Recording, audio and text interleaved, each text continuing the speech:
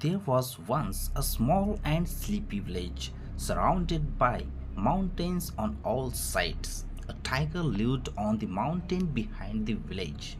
Whenever he climbed to the top of the mountain and roared, the people in the village trembled with fright. On a winter night, when all the world seemed to be covered with snow, the tiger climbed down. He had not eaten for several days and was very hungry. As he was desperately looking for food, he came near the window of a house. A lamp was flickering inside. Suddenly, a baby began crying loudly. Ang, ang, ang. He cried continuously. What an annoying fright, thought the tiger. By eating him, I will put an end to this racket. He had a quick peek into the room, and he was just about to leap inside when he heard the baby's mother. Look, a fox, she said. Stop crying, or he will hear you and come eat you up. The baby was hardly distracted. He cried just as loudly. The mother tried to comfort the child, then to cajole him, but he would not stop. So she tried again. Look, it's a bear. He's opening his huge jaws to eat you up.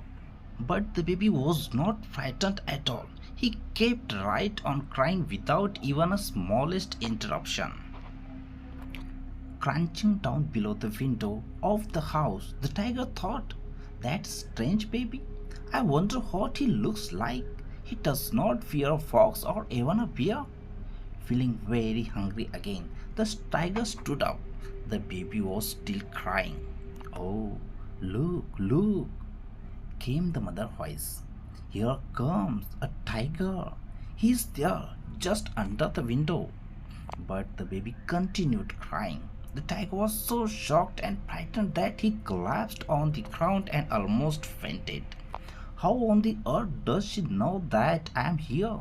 The tiger muttered to himself.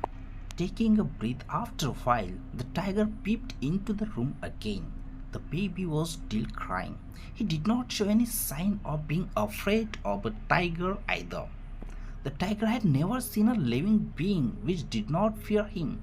He had always thought that all the creatures of the world could not but tremble at the very mention at his name. But this strange baby did not care. Nothing seemed to put fear into him, even a tiger. Now, the tiger began to feel worried. At that very moment, the mother's voice was heard again. Now, keep quiet. Here you are, cried Persimmon. The baby stopped crying at once. There was complete silence. Not even the sound of breathing was heard.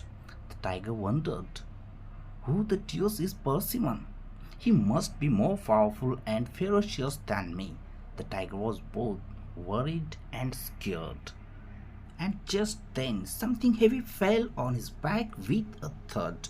The tiger ran for his life, sure that what had jumped on his back was none other than the dead Persimmon.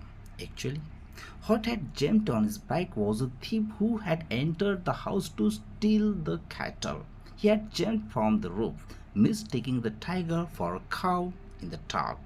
The thief was taken aback too. He was scared to death when he realized that the animal he was riding was not a cow but a tiger. The tiger ran desperately to throw the persimmon off his back, but the thief held on tightly to the tiger's back, as he knew that the moment he fell, the tiger would tear him to pieces. Scared for their lives, both kept running until the town broke. Luckily, the thief found a drooping branch of a tree within his reach. He seized it, climbed up, and hid himself among the branches. He had at last escaped from the tiger's bite. To his great relief, the tiger was relieved too. Thank God, he said, for saving my life. The persimmon is really a terrible creature. He ran back to his safe abode in the mountains and never returned to the village again.